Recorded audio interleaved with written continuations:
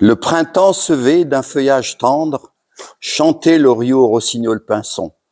Nous pourrons enfin nous étendre sur l'herbe et voir se tisser les nids aux buissons. C'est avec ces paroles du grand poète Edmond Rocher qu'on va ouvrir cette deuxième conférence. Merci à chacun et à chacune, et merci Olivier de revenir dans nos murs. On a beaucoup de joie à te recevoir. Alors, c'est avec plaisir que j'accueille là le président de la LPO Nouvelle-Aquitaine. Voilà, donc tu étais ingénieur agronome à AgroParisTech, l'ancienne INAPG, en, j'allais dire 58, en 86, en 86, et puis tu as passé le concours de chargé, tu es devenu chercheur, directeur, chef de département, et puis directeur général de l'INRA, et aussi président de la LPO Aquitaine. Alors, l'INRA, comme vous savez tous, c'est le deuxième établissement public de recherche en Europe, avec plus de 12 000 agents, ingénieurs, chercheurs, techniciens, administratifs, qui travaillent dans près de 400 unités de recherche. Est-ce que passer le micro ? Vous entendez bien ? Vous entendez ? Voilà. Et puis 43 unités expérimentales. Alors aujourd'hui, nous t'accueillons donc avec plaisir et merci infiniment parce que mine de rien, tout en donnant l'impression d'être décontracté, toujours souriant, toujours de bonne humeur, moi j'ai toujours connu de bonne humeur, malgré le stress, l'agenda bien plein, eh bien tu as trouvé quand même quelques minutes pour nous consacrer à nous, et nous t'accueillons avec plaisir pour parler de cette grande question. Pourquoi des millions d'oiseaux meurent-ils mystérieusement un peu partout dans le monde? Les dinosaures sont-ils menacés de disparition?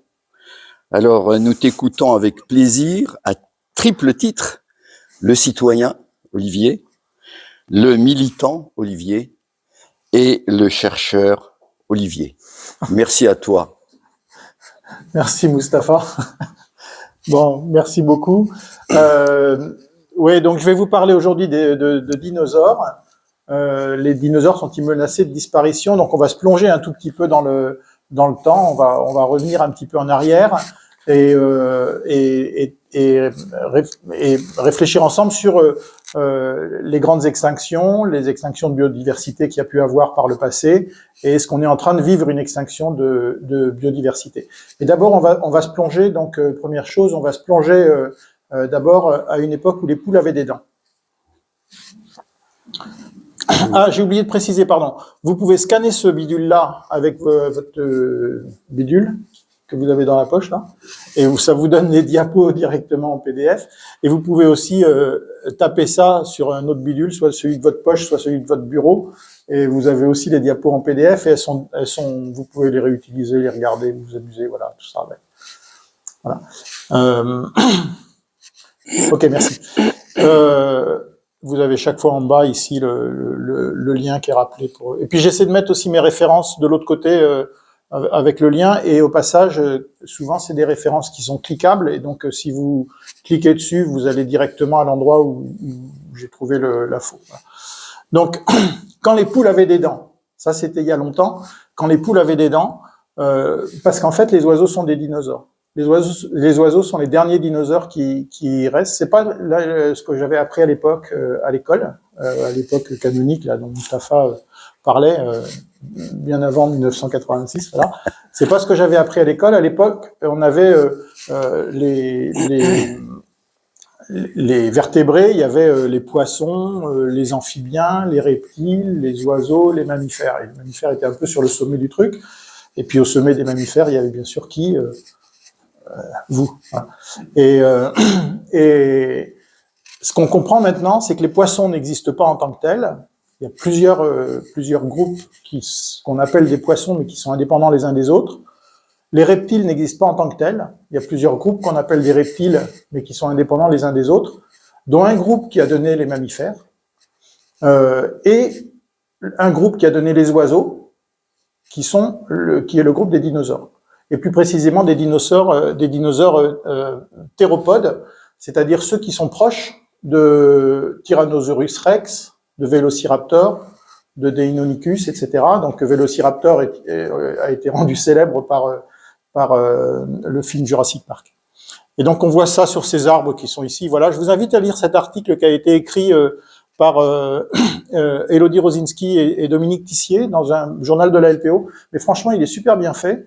Il explique tout ça de manière assez simple et didactique. Voilà. Donc on voit ici la branche des mammifères, la branche des thérapsides avec qui donne les mammifères, à la fin ici les singes, Darwin, etc. Et ici les branches qui donnent les tortues d'une part, les ichthyosaures qui sont disparus, les lépidosaures, les lézards et serpents qui eux existent toujours, des machins qui sont disparus. Et puis ici les crocodiles, assez proches des crocodiles les ptérosaures, assez proches des ptérosaures les dinosaures. Et puis après, les dinosaures, ça se branche comme ça, pam, pam, pam. Ça, c'est un peu la filiation qu'on imagine de ces groupes-là. Ça se branche comme ça. Et puis, en fait, tout ce groupe-là, des tyrannosaures, des oviraptors. Oviraptor, il s'appelait comme ça. Il s'appelle comme ça parce qu'on a trouvé le premier fossile près d'un nid. Et on pensait que c'était un mangeur, un consommateur d'œufs, oviraptor. Et en fait, ce qu'on comprend maintenant, c'est que sans doute, c'était un oiseau, vous voyez, je me trompe, un dinosaure qui était en train de nicher, qui était en train de couver sur son nid. Or, le comportement de couvaison, c'est quelque chose qui aujourd'hui est propre aux oiseaux, ça n'existe pas ailleurs. Et donc, il avait déjà ce comportement ici. Vélociraptor est plus proche encore des oiseaux que Oviraptor, Archéoptérix, etc. Et puis à la fin, les oiseaux, ici, ils ont illustré avec un Oedicnem criard. Et en fait, les oiseaux donc sont les derniers dinosaures, même pour être à proprement parler. Et on voit ça un petit peu ici, donc avec extinction des dinosaures non aviens, non oiseaux à la fin du Crétacé, et puis les oiseaux qui restent, les mammifères, les lézards et serpents qui viennent d'une branche très ancienne, voilà. Quand on retrouve des informations par ailleurs sur ces dinosaures, les paléontologues continuent à travailler sur le sujet, et on s'aperçoit que par exemple cet oiseau pardon, je me trompe tout le temps, mais c'est normal, c'en est. Voilà. Ce dinosaure qui s'appelle Anchiornis huxleyi, voilà, qu'on trouve en Chine par exemple, qui date du Jurassique supérieur, donc il y a vraiment très longtemps, une centaine de millions d'années. Qu'il a du Jurassique supérieur, on trouve qu'il a des plumes. On voit les plumes fossilisées dans certains spécimens très bien conservés. On voit les plumes fossilisées. Et quand on regarde au microscope électronique dans les plumes, on voit des structures qui sont les structures où les oiseaux ont les pigments qui permettent qui donnent les couleurs. Et ça permet de voir que non seulement il avait celui-là, des grandes plumes sur la tête qui étaient rouges, des grandes plumes derrière les pattes qui étaient noires et blanches. Les grandes plumes, donc ça c'est le plumage, sauf il lui manque la queue, on connaît pas sa queue à lui, mais donc elle a été imaginée là par un artiste, mais ça c'est le plumage qu'avait ce dinosaure du Jurassique supérieur, à peu de choses près, enfin pour autant qu'on puisse dire. Et celui-ci il est marrant, il a un beau plumage aussi, des petites ailes, on pense que les jeunes pouvaient voler sans doute, ou en tout cas volter, un peu comme des poules, et quand je vous dirai qui c'est, vous regarderez les poules un petit peu différemment, et vous apercevrez qu'elles aussi elles vous regardent un petit peu différemment. Voilà, parce que lui, Deinonychus antiropus, là, c'est celui qui s'appelle Vélociraptor dans Jurassic Park. Ils trouvaient que Deinonychus, c'était pas très sympa comme nom, donc ils ont pris le nom de Vélociraptor, qui est un dinosaure un peu proche. Celui-ci, il fait la taille un petit peu comme ça, un peu de choses près par rapport à un bonhomme, un petit peu plus haut même. Vélociraptor, il est plutôt comme ça, et donc c'était plus marrant de mettre celui-là dans le film. Par contre, de lui donner le nom Vélociraptor. Et c'est les machins qui avaient des ailes. Les squelettes ressemblent tout à fait à un squelette d'Archéoptérix, donc des ailes un peu primitives, mais qui avaient des ailes avec les doigts pas fusionnés comme ceux des oiseaux d'aujourd'hui, mais en tout cas des doigts qui étaient ailés. Voilà. Alors, une fois ces rappels qui sont faits, on va rentrer un petit peu dans le sujet. L'humanité fait face à des crises sans précédent. Il y a eu des précédents de pandémie, donc la Covid dont on est en train de quasiment sortir. Faites attention, il y a une vague qui remonte en ce moment. Mais la Covid dont on est en train plus ou moins de sortir a été un élément. On sait plus ou moins gérer ces crises. Donc, on voit ici un grand spécialiste, par exemple, mais il a juste oublié de comment est-ce qu'on fait pour porter le masque et qu'est-ce qu'il faut faire, les comportements qu'il faut avoir, est-ce qu'il faut ou pas se toucher la face avec les doigts quand on n'a pas de masque, notamment en période de pandémie, voilà. Donc, il ne sait pas tout ça. De toute façon, il est un peu sceptique sur toute cette affaire, sur toutes ces crises. Et ça, c'est un problème. C'est pas ce monsieur qui a un problème, pas son lien, mais c'est pas en tant que tel ça qui est un problème. C'est que face aux crises, il y a toujours du déni, il y a toujours des difficultés d'appréhender ces crises. Et la crise de la biodiversité dont je vais parler aujourd'hui, la crise de la biodiversité, non seulement il y a du déni, il y a comme toutes les crises, mais en plus, elle est difficile à comprendre. Et donc ça, c'est un autre problème, c'est qu'en plus, en vrai, elle est difficile à comprendre. La guerre en Ukraine nous a rappelé qu'il y a d'autres crises qui sont en cours. Il y a, si jamais le machin voulait démarrer, voilà, pardon, elle nous a rappelé qu'il y a, ça c'est l'épisode, vous savez, où il y avait du méthane qui fuyait, là, on est en tension sur l'énergie, on est en tension sur l'alimentation, ça c'est l'épisode de la guerre en Ukraine où des bateaux ne quittaient plus l'Ukraine, etc., avec des cargaisons de blé vers des pays qui ont besoin du blé ukrainien pour se nourrir. Et puis, on nous a rappelé que pour se nourrir, on est confronté parfois nous-mêmes à des sécheresses. Ça, c'est une photo prise l'année dernière, je crois. Pour l'énergie, il y a un problème sur l'énergie, sur la manière de produire, de distribuer l'énergie, de l'utiliser. On utilise trop d'énergie de façon générale, faites du vélo. Et donc, on est face à ces crises qui sont très graves. Je crois que Antoine, vous avez fait un topo sur le changement climatique. Donc, il a dû vous parler de ces rapports du GIEC, de l'IPCC, qui montrent que on est dans des températures qui augmentent d'une manière qui n'a eu aucun précédent en plus de 2000 ans. Elles ont toujours fluctué, les températures. La température du globe a toujours fluctué, mais elle augmente maintenant de manière sans précédent, la température de la surface du globe, et à des échelles plus longues. Je sais plus quelle est une échelle longue, ça se trouve elle n'est pas représentée là, pardon. À des échelles plus longues, en fait, on est sur. Non, elle est dans la dia suivante. On est sur des températures maintenant qui sont en train de monter à des températures qui étaient présentes. Ça, c'est les scénarios du GIEC, en fait, la représentation des températures à la surface de la planète selon les différents scénarios. On est là, à ce point-là. Donc, si on choisit d'être très restrictif sur nos comportements, et c'est hyper restrictif, on va arriver à maintenir plus ou moins à un niveau qui a déjà beaucoup augmenté. Si on choisit d'être moins restrictif, on va monter à des niveaux extrêmement élevés.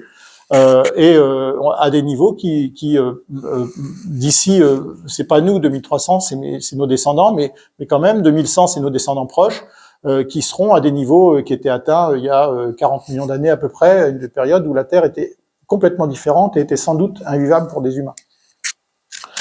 Ce qu'on voit jusqu'à maintenant, c'est par exemple que si la température augmente de 4 degrés, de 1 degré, de 4 degrés, etc.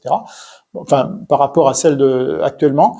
Un épisode, si elle augmente de 4 degrés, un épisode qui se produit une fois tous les 10 ans, il se produira 9,4 fois tous les 10 ans. C'est-à-dire que toutes les températures de tous les ans, enfin, un épisode de sécheresse d'une amplitude décennale sera le quotidien. Enfin, pas le quotidien, mais l'annuel, tous les ans. Et en plus, la température sera non pas 1,2%, 1 degré plus haut pendant ces périodes-là, mais 5 degrés plus haut. Donc ce sera en plus encore plus chaud. Et un épisode cinquantenaire deviendra quarantenaire, à peu près 39 fois, quoi. Et en plus, ce sera donc 5 degrés plus haut. Et donc, on voit que on est en train d'empiler le truc. Par conséquent, sur toutes ces crises, règne l'ombre du changement climatique en plus. On a tout ça en plus. Alors, est-ce que c'est encore la peine de se rajouter une crise supplémentaire, une crise de la biodiversité? Est-ce que c'est une lubie ou est-ce que c'est à quel moment faut s'arrêter dans les crises? Voilà. C'est une question qu'on peut légitimement poser. Est-ce qu'il existe vraiment une crise de biodiversité dont il faut s'occuper, ou est-ce que l'urgence absolue, c'est le changement climatique? Est-ce que l'une conditionne l'autre, etc. C'est ça qu'on va essayer de voir. Ça, c'est un cartoon qui est un peu un petit BD qui est un peu illustrative. Là, en anglais, ça dit lavez-vous les mains et tout ira bien. C'est le message qu'a donné le maire de cette ville parce qu'il y a la vague de la Covid qui est en train de déferler sur la ville. lavez-vous les mains, vous verrez, tout se passera bien. On est à peu près là, début 2020. Mettez des masques, arrêtez de bosser de temps en temps, bossez chez vous. Tout va bien se passer, vous verrez. La crise de la récession tombe derrière, et on est en train de commencer à la voir, parce que mine de rien, les tensions sociales qu'on a, y compris les guerres, après les pandémies, il y a souvent des trucs comme ça. Donc c'est quelque chose qui est à peu près habituel. C'est difficile de dire si l'un cause l'autre, mais en tout cas, c'est une séquence malheureusement habituelle dans ces cas-là. La crise de la récession va être explosée par la crise du changement climatique. C'est ce que j'essayais d'illustrer tout à l'heure avec les questions du climat, etc. Sur les crises qu'on a. Et puis, oups. Ah, mon truc, voilà, si. Et la crise de la biodiversité, d'après ce dessin, explose encore le reste. Et de fait, la vie sur Terre a survécu depuis 1 milliard d'années, disons qu'elle est apparue, a survécu en tant que telle, en tant que vie sur Terre, a survécu à des climats extrêmement variés, extrêmement divers. Il y a eu des crises, il y a eu des grandes extinctions, mais il y a eu des climats extrêmement divers.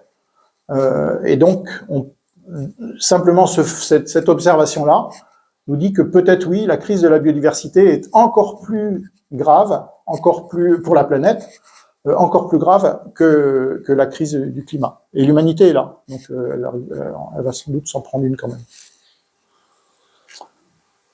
Heureusement, entre guillemets, on commence à en être conscient. Et donc c'est dans le radar des objectifs du développement durable qui ont été écrits en 2015 pour les décennies à venir. Et l'ONU, à travers ses objectifs du développement durable, se mobilise sur la baisse de la pauvreté, la baisse de la faim, faim zéro, c'est plus que la baisse, c'est la disparition de la faim, la bonne santé, le bien-être, etc. 17 objectifs du développement durable, dont les objectifs 14 et 15 sont la vie aquatique et la vie terrestre. Et si on lit les textes, en gros, c'est traiter la crise de la biodiversité dans les milieux aquatiques et dans les milieux terrestres. Parce que c'est pas une fois de plus pour se faire plaisir sur les rouges-gorges et les petits oiseaux, quoi que ça puisse, je viendrai dessus tout à l'heure, ça fait beaucoup plaisir, on peut se faire beaucoup plaisir avec ces bestioles, mais c'est parce que la biodiversité conditionne, on en fait partie et conditionne notre survie sur la planète, notre survie en tant qu'espèce et en tant que société, notre survie et notre confort. Alors, je vais prendre là quelques exemples d'extinction dont on se souvient, ou en tout cas dont on retrouve les traces relativement récemment. Le drone de Maurice, que vous connaissez peut-être sous le nom du dodo, mais le nom de dodo est pas complètement conforme, enfin bref, c'est pas son nom savant, c'est Raphus cuculatus. C'est un colombidé, donc comme les pigeons. C'est un énorme pigeon, en fait, qui venait sans doute d'Inde, qui a réussi à voler jusqu'à Maurice, des pigeons qui se déplacent d'île en île, voilà. Et puis là, il y avait pas de prédateurs, et donc il n'y avait plus besoin de s'envoler. Donc du coup, les ailes se sont atrophiées, le machin est devenu très gros de génération en génération, parce qu'il y avait à manger, enfin tout ça. Et puis très confiant devant les mammifères, dont les marins. Et là, il n'aurait pas dit. Une espèce qui était assez abondante sur l'île avant son extinction fin du XVIIe. Après avoir été trouvée, elle a duré environ moins d'un siècle, et elle est éteinte pour des causes purement anthropogéniques, c'est-à-dire purement causées par l'homme, qui sont la chasse, plutôt pour s'amuser parce qu'apparemment la viande n'était pas très bonne, mais la chasse, et puis la présence surtout de chiens, de porcs, etc., qui étaient lâchés sur l'île par les marins, lâchés ou qui s'échappaient, enfin voilà, et qui faisait la chasse aux petits et aux nids qui étaient terrestres. Ça rappelle l'essor du drone de Rodrigue, qui ressemblait au drone de Maurice, mais sur une autre île du coin, du solitaire de Bourbon. Bourbon, c'est la Réunion. Solitaire de Bourbon, c'est une espèce d'ibis qui était lui aussi, qui a eu le même genre de physionomie, un truc qui est devenu gros, terrestre, etc. Voilà. Du râle de Maurice, qui lui aussi, sur Maurice, était un oiseau qui avait aussi ce type de... et qui ont été éteints aussi, pareil, en un siècle à peu près, quand les îles ont été trouvées. Le grand pingouin, Penguinus impennis, c'est un alcidé qui était... Un alcidé, c'est les pingouins de l'hémisphère nord, les pingouins, les macareux qu'on aime bien à la LPO, c'est ceux de notre logo, qui étaient jadis abondants en Arctique, c'est un machin qui faisait à peu près haut comme ça, Les pingouins qu'on a maintenant, le petit pingouin, il fait la taille d'un pigeon, on va dire, un petit pigeon, une tourterelle. Et donc ça, c'était un pingouin qui était à peu près haut comme ça, qui vivait en colonie, qui était utilisé pour son duvet par les autochtones et puis par les gens qui fréquentaient l'Arctique. Il n'y avait pas beaucoup d'autres que les autochtones au départ. Utilisé pour son duvet, utilisé pour oui, c'était à peu près tout. Et son duvet, puis il y avait on faisait avec les peaux, on faisait visiblement les autochtones faisaient des choses qui étaient pour les chamans ou je sais pas quoi, des trucs très beaux qui montraient qu'ils étaient chamans à tous les autres. Il a commencé à se raréfier quand les marins se sont amusés à les dégommer sur les colonies, un peu pour le plaisir, parce que c'est pas non plus super bon à manger. Et sa raréfaction a augmenté les tarifs que les muséums étaient prêts à donner pour avoir les derniers. Et du coup, ils ont fini par avoir les derniers. Voilà. Le dernier couple a été détruit en juin 1844, c'est documenté, et les œufs ont été cassés, ont été piétinés par ceux qui ont tué le dernier couple sur une île d'Islande. Une dizaine d'années après, il y a peut-être quelqu'un qui en a vu un qui nageait sur la mer, et puis c'est le dernier qui a été vu, quoi. Ça, c'est une photo. Il y a 8, je crois, spécimens qui sont encore en musée aujourd'hui. C'est une photo que j'ai prise au Muséum de Paris, où vous pouvez en voir un. La tourte voyageuse, Ectopistes migratorius, c'est une espèce aussi assez intéressante. Un colombidé endémique, un colombidé, donc comme le drone de Maurice, un pigeon, quoi, enfin, endémique de l'Est de l'Amérique du Nord, et qui, à un moment donné, enfin, pendant longtemps, était considéré comme l'espèce d'oiseau la plus abondante du monde. Si vous trouvez sur Internet, voilà, aujourd'hui c'est la poule. L'espèce d'oiseau la plus abondante du monde. C'est une espèce qui était extrêmement grégaire, qui faisait des vols, qui faisait des kilomètres et des kilomètres, qui assombrissait le ciel. Alors quand il tombait dans le champ d'un paysan, évidemment le paysan n'était pas très content. Et par contre, quand il passait devant le fusil d'un chasseur, ça c'était plutôt rigolo, parce qu'il suffisait de tirer en l'air. Donc il y avait il y avait par exemple des concours, celui qui en dégomme le plus en 1 heure. Et donc le gagnant en a dégommé 30 000, enfin, un truc comme ça. Une espèce qui était très grégaire, qui avait besoin de cette grégarité pour survivre. Et quand les effectifs ont commencé à baisser un petit peu, eh ben l'espèce s'est effondrée complètement d'un seul coup. Et elle est sans doute restée l'espèce la plus abondante du monde, pratiquement jusqu'à son extinction. Due à la chasse de loisirs, donc c'est super rigolo de faire ça s'appelait le tir au pigeon, ça vient de là, le tir au pigeon. C'était à la fin du 19e, et elle a été éteinte définitivement en 1914, le dernier spécimen est mort aux zoos de Cincinnati, et elle a été éradiquée activement parce que les paysans n'étaient pas contents de l'avoir dans leur champ. Encore une cause anthropogénique, enfin des causes anthropogéniques. Les moas et l'aigle de Haast en Nouvelle-Zélande, c'est 2 espèces qui étaient endémiques de Nouvelle-Zélande, enfin c'est plus que 2 espèces parce que les moas, il y en avait au moins 8 ou 9. Et leur extinction est consécutive à la première colonisation humaine par les Maoris, par la chasse. On trouve des os qui sont grattés, donc ils les consommaient, etc. Donc ils devaient les chasser. Et puis peut-être une éradication active. C'est un aigle qui se rapproche de l'aigle botté pour ceux d'entre vous qui le connaissent, qui est notre plus petit aigle européen. C'est l'aigle le plus proche de alors c'est à l'autre bout du monde, donc c'est des aigles, voilà. Bon bref, il ne descend pas de l'aigle botté après avoir traversé la planète, mais c'est le plus proche. Sauf qu'il faisait un peu plus de 3 mètres d'envergure. C'était même, on savait pas que des oiseaux si grands pouvaient exister. Il y a des contraintes physiques dans les oiseaux, voilà, et celui-là les dépassait. Il était spécialisé sur la chasse au moa, et le moa, vous voyez, c'est quand même plutôt gros comme bête. On voit à côté un squelette de moa, à côté d'un bonhomme, là. C'est quand même plutôt gros comme bête, c'était quoi. L'extinction date du début 15e, quand les Maoris sont arrivés, en fait, ça a duré pas très longtemps dessus, ensuite. Et l'aigle a été entraîné dans leur chute, il a disparu aussitôt après, puisqu'il était spécialisé là-dessus, et il n'avait plus rien à manger. Et puis, on pourrait parler d'Epiornis maximus, voilà les œufs qu'on trouve encore aujourd'hui sur Madagascar, mais il n'y a plus Epiornis, et qui est sans doute lui aussi disparu à peu près aux alentours du 15e.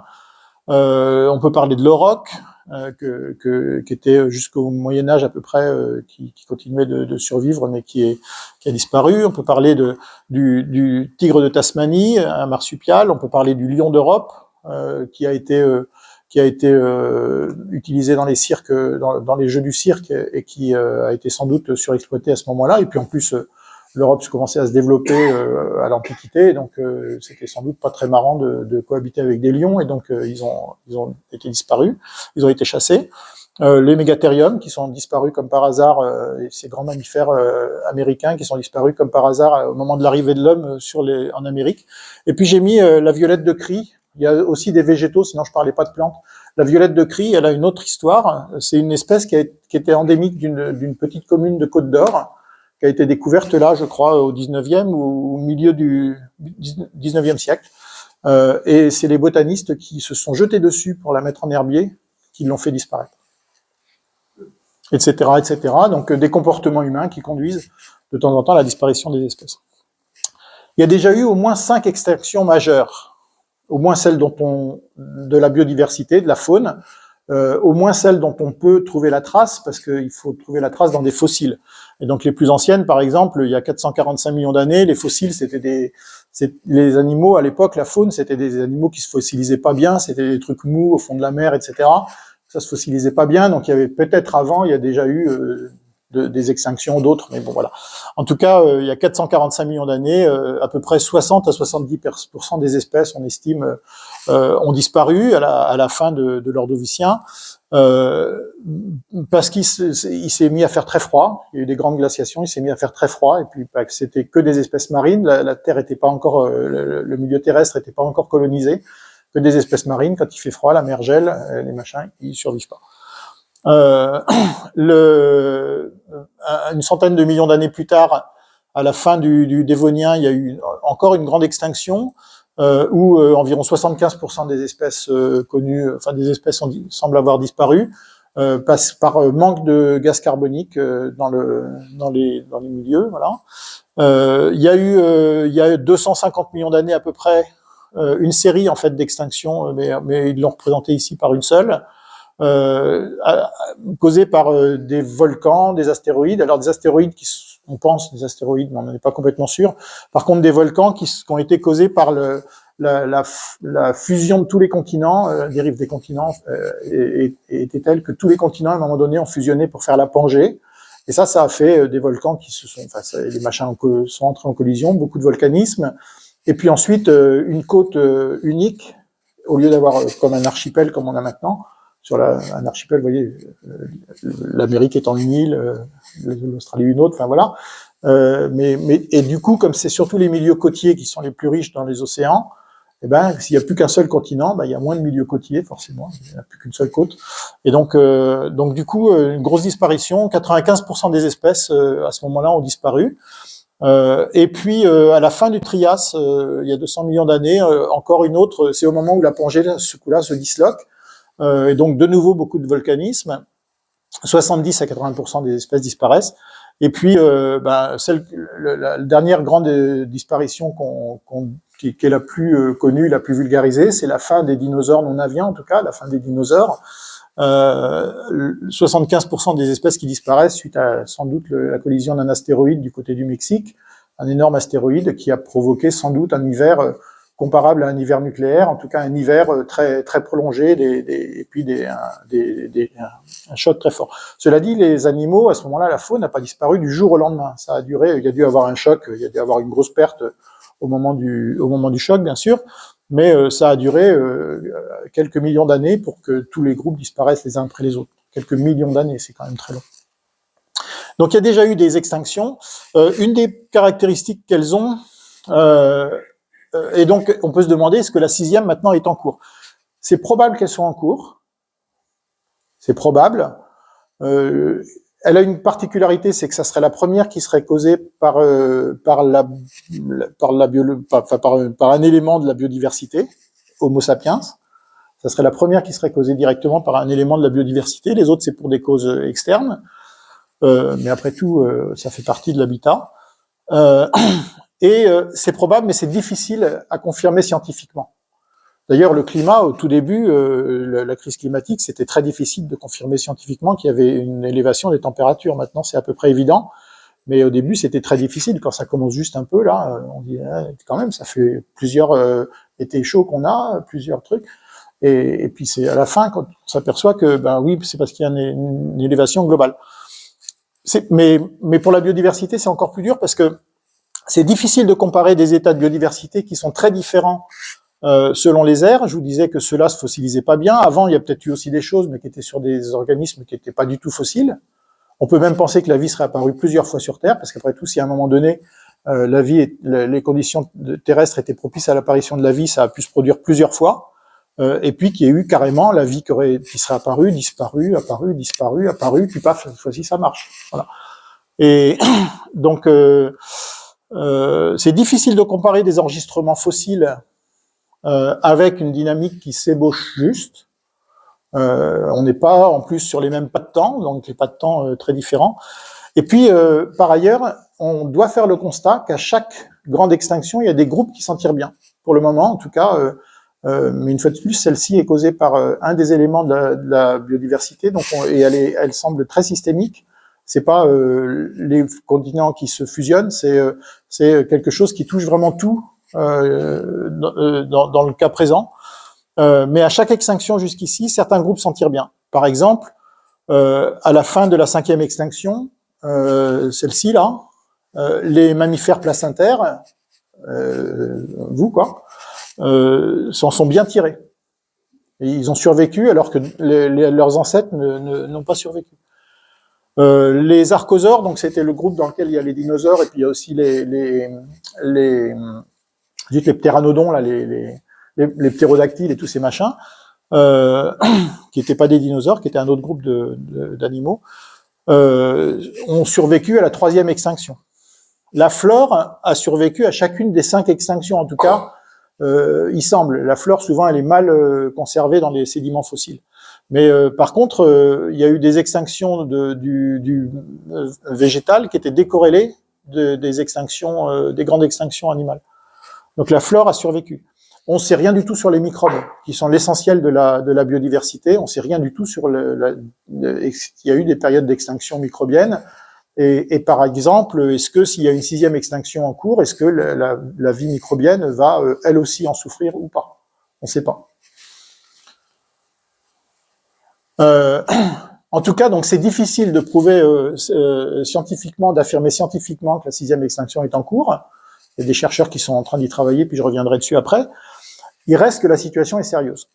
En 2019, selon l'UICN, 1/3 des espèces étaient menacées.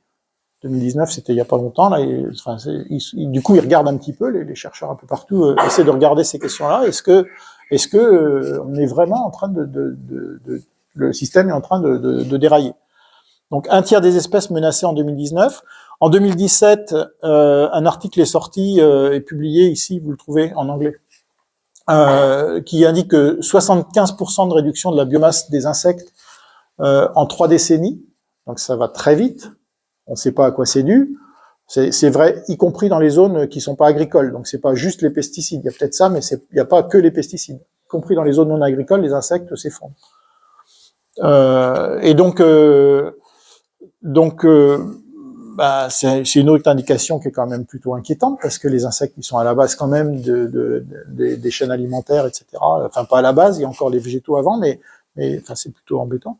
Et puis il y a des biomes entiers, c'est-à-dire des habitats entiers qui sont menacés, les forêts tropicales, les récifs coralliens, etc.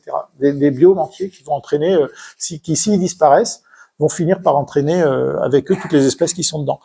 Quand on regarde espèce par espèce, mais groupe par groupe, en fait, si on regarde lesquels sont, selon l'UICN, l'Union internationale pour la conservation de la nature, éteintes, en danger critique, en danger vulnérable, c'est les classements de l'UICN pour les espèces. On voit que les cicadales, qui sont des plantes, les cicas, vous voyez, enfin, ça en fait partie, voilà, le cicas, il y a beaucoup de trucs, une espèce de fougère arborescente un petit peu. Les cicadales sont en mauvais état, les amphibiens sont très menacés, enfin, il y a plus d'amphibiens menacés que dans d'autres groupes, etc. Et bon, voilà, ils font le compte. Les dinosaures, les oiseaux là-haut c'est pas les plus menacés, mais enfin quand même un peu. Et vous verrez une des raisons peut-être pourquoi. Parce que j'y reviendrai tout à l'heure. Mais en fin de compte, de quoi est-ce qu'on parle? C'est important de garder en tête que les extinctions d'espèces, c'est un indicateur bien sûr, mais c'est pas la biodiversité.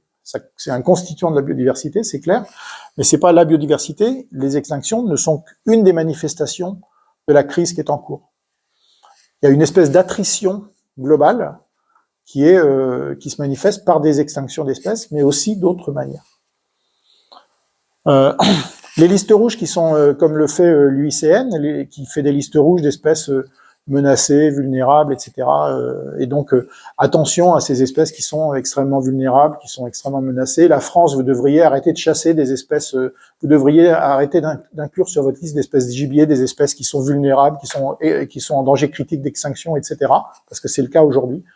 Et donc au-delà de cette approche basée sur les espèces, ce qu'on peut dire, c'est que si on regarde les insectes, les mollusques, les amphibiens, les oiseaux, les mammifères, le nombre, désolé, c'est en anglais, mon truc, zut, j'aurais dû, bon bref, le nombre d'espèces décrites est celui-là, voilà, 1 million et quelques d'espèces d'insectes, un peu moins de 100 000 mollusques, etc. Puis les mammifères, c'est pas beaucoup, mais enfin, il y en a. Et par contre, les espèces qui sont sur les listes rouges d'espèces menacées, c'est surtout des mammifères, des oiseaux, des amphibiens, parce qu'en fait, on les connaît mieux. Ils nous ressemblent plus, ils ont des yeux là qui nous regardent, et donc on les connaît mieux. Les insectes, on les connaît moins bien, on connaît moins bien leur mode de vie, on connaît moins bien. Il y a des espèces qui disparaissent avant même d'être connues, c'est fréquent même. Et d'ailleurs, du coup, on s'aperçoit même pas qu'elles disparaissent. Ou des fois, on s'en aperçoit après coup, comme le mégatherium. Mais c'est quelque chose qui est fréquent. Et donc, les insectes, il n'y a pas beaucoup d'espèces pour lesquelles on connaît la dynamique de population. Est-ce qu'elles augmentent, est-ce qu'elles diminuent, est-ce qu'elles sont fréquentes, est-ce qu'elles sont trucs. C'est pas très bien connu. Par conséquent, elles cochent pas les critères pour rentrer sur les listes rouges, et par conséquent, elles sont pas sur les listes rouges d'espèces auxquelles il faut faire attention. Par conséquent, on n'y fait pas attention. Le GIEC, qui est le groupe d'experts internationaux sur le climat, a un pendant qui a été créé plus récemment, qui a été créé en 2012, qui s'appelle l'IPBES, la plateforme intergouvernementale sur la biodiversité et les services écosystémiques. Donc le GIEC, c'est IPCC en anglais, et IPBES n'a pas de traduction en français, mais c'est IPBES. IPBES, je ne sais plus comment on le dit en français, enfin c'est ça, mis en place en 2012 sous l'égide de l'ONU, au service des gouvernements pour faire le bilan pour eux, etc. Comme le GIEC, ici à Jabonne, en Allemagne, il produit des rapports, parce que c'est ce qu'on leur demande. Voilà. Donc en 2016, ils ont fait un rapport sur les pollinisateurs, la pollinisation et la production alimentaire. En 2018, un rapport sur la dégradation et la restauration des terres. 2018 encore 4 grandes régions avec des rapports globaux pour 4 grandes régions, l'Amérique, l'Afrique, etc. 2019 un rapport global qui est celui-ci, et il y a les références ici. Il est très gros et il est très en anglais, voilà, mais il est très intéressant. Et 2022 un rapport sur l'usage soutenable des espèces sauvages. Donc comment est-ce qu'on peut chasser, pêcher de manière soutenable, c'est-à-dire durable, en maintenant des populations, voilà. Et il peut être décliné localement. Par exemple, en Nouvelle-Aquitaine, il y a un conseil scientifique qui s'appelle Ecobiose, qui fait le même travail que le GIEC, mais à l'échelle l'IPBES, pardon, mais à l'échelle régionale, tandis que le groupe Acclimatera fait le même travail que le GIEC, donc sur le climat, et les deux, ensemble, permettent à la région Nouvelle-Aquitaine de décliner une feuille de route d'actions à mener par tous les acteurs, etc., qui s'appelle Neoterra. Vous avez les liens en cliquant sur les trucs. Le rapport de l'IPBES en 2019 disait il y avait 4 grandes familles de messages clés. Le rapport il fait 1000 pages ou un truc comme ça, hein, donc, mais il y avait 4 grandes familles. La nature et sa contribution vitale au peuple, à travers la biodiversité et les services et fonctions écosystémiques, se dégradent partout. On va revenir après sur quelques exemples. Ce qu'ils appellent nature, ça regroupe des concepts différents pour des peuples différents, incluant la biodiversité, les écosystèmes, la planète mère, les systèmes vivants et d'autres concepts analogues. Ils ne rentrent pas dans le détail, savoir si la planète mère, c'est quelque chose de religieux ou de pas religieux, etc. Ils considèrent la nature, c'est tous ces trucs-là, et tout est respectable. Ça, c'est une phrase qui est tirée du rapport. Les forces directes et indirectes du changement ont accéléré ces 50 dernières années. Ils font ce constat. Ils font le constat que les objectifs de conservation et d'utilisation soutenable ne peuvent pas être atteints par les trajectoires actuelles. Donc malheureusement, c'est le même constat que fait le GIEC sur le climat. Et ils font le constat que cet objectif d'atteindre les objectifs là, est compatible avec d'autres objectifs sociétaux, ceux du climat par exemple, moyennant des efforts urgents et concertés. Alors c'est pas, si vous voulez, après c'est tournée générale de bouillon d'11 heures là, pour tout le monde, voilà. On n'est pas sorti de l'auberge, mais quand même, c'est important de l'avoir ce diagnostic. Donc la nature et sa contribution vitale se dégradent aux échelles globales à l'échelle globale et aux échelles locales. Global, c'est pour le globe. Donc par exemple, le service qui est rendu par la nature avec la même définition tout à l'heure, hein, le service de création d'habitats et de création et maintenance des habitats décroît énormément partout, dans toute la planète, décroît énormément. Le service de pollinisation, le service de la qualité de l'air décroît fortement, et ça dépend des régions, etc., etc. Donc les seuls services qui augmentent un peu, c'est la production d'énergie, l'utilisation pour faire de l'alimentation et de la nourriture pour les animaux, food and feed, food c'est pour les humains et feed pour les animaux, et la production de matériaux et de biens qui augmentent. En gros, l'exploitation de la biodiversité, l'exploitation de la nature augmente, mais les autres services ont tendance plutôt tous à diminuer. Les causes sont multiples et systémiques, mais ce qu'on voit, c'est qu'elles sont surtout anthropogéniques, c'est-à-dire de cause humaine. C'est pas pour s'autoflageller et tout ça. Ils font ce constat et donc, à la limite, c'est plutôt un bon point. Ça serait parce qu'il y a des rayons cosmiques, je sais pas quoi, des trucs auxquels on peut rien, qui font que la biodiversité s'effondrerait. On dirait, on n'y peut rien, allez, profitons-en, il ne reste plus que 5 minutes.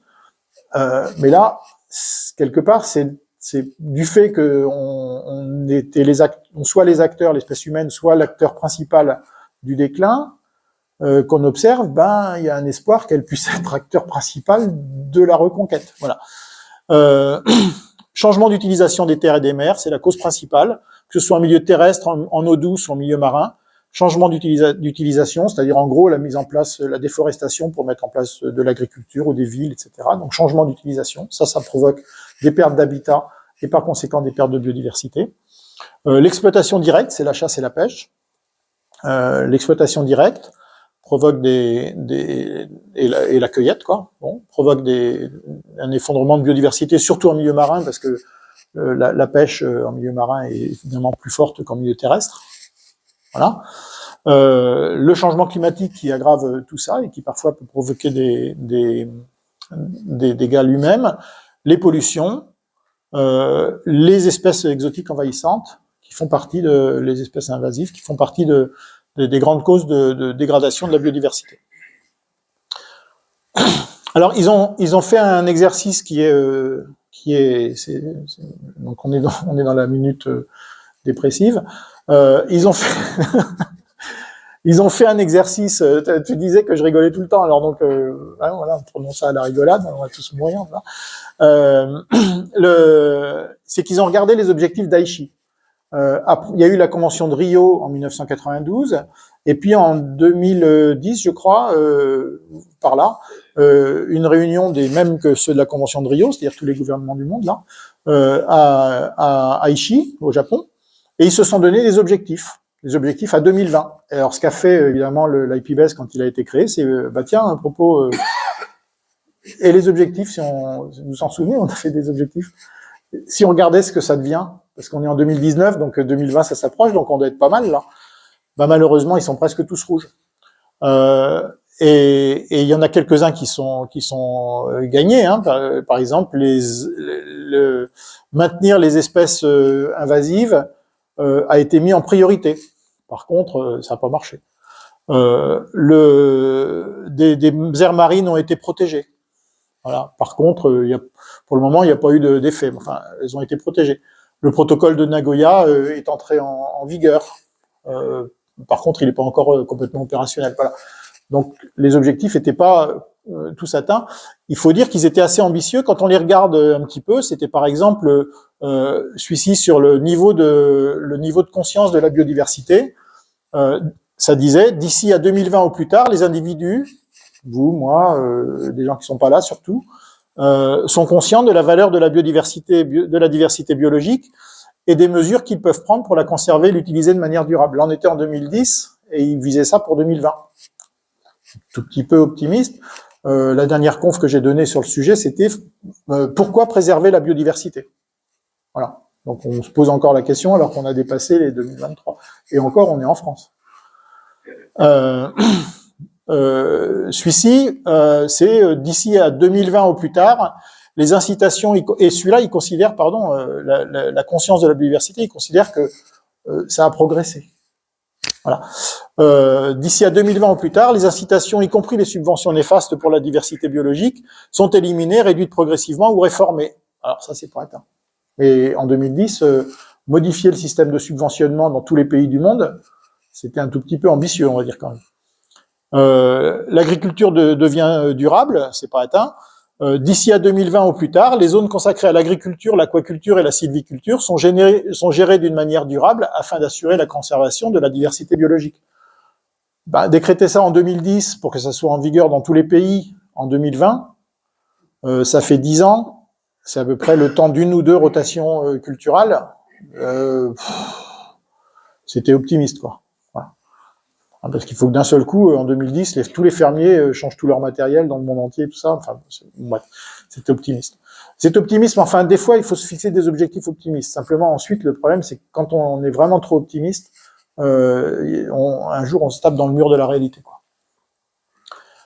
Ça, c'est c'est juste une illustration que je trouve assez marrante. Le blender anthropogénique, l'homogénéisation biologique à grande échelle, qui répond à les histoires des espèces aliens invasives. Donc, au fait, de quoi s'agit-il? Donc, qu'est-ce que c'est que la biodiversité? Parce que j'ai parlé de biodiversité jusqu'à maintenant, j'ai parlé d'extinction, etc. Mais c'est quoi la biodiversité? Un des problèmes qu'on a, c'est que chacun a sa définition de la biodiversité. Et donc, on n'arrive pas à s'entendre. Et puis après, je vais parler des valeurs. Et une fois qu'on se mettrait d'accord sur une définition, chacun accorde des valeurs différentes à la biodiversité et un niveau de priorisation individuel différent, sans parler des niveaux de priorisation collective. Donc, la Convention sur la diversité biologique de Rio en 1992 disait, ouvrez les guillemets, la diversité biologique, c'est... Il parlait pas de biodiversité à l'époque, il parlait de diversité biologique, mais c'est ça. C'est la variabilité des organismes vivants de toute origine, y compris entre autres les écosystèmes terrestres, marins et autres écosystèmes aquatiques et les complexes écologiques dont ils font partie.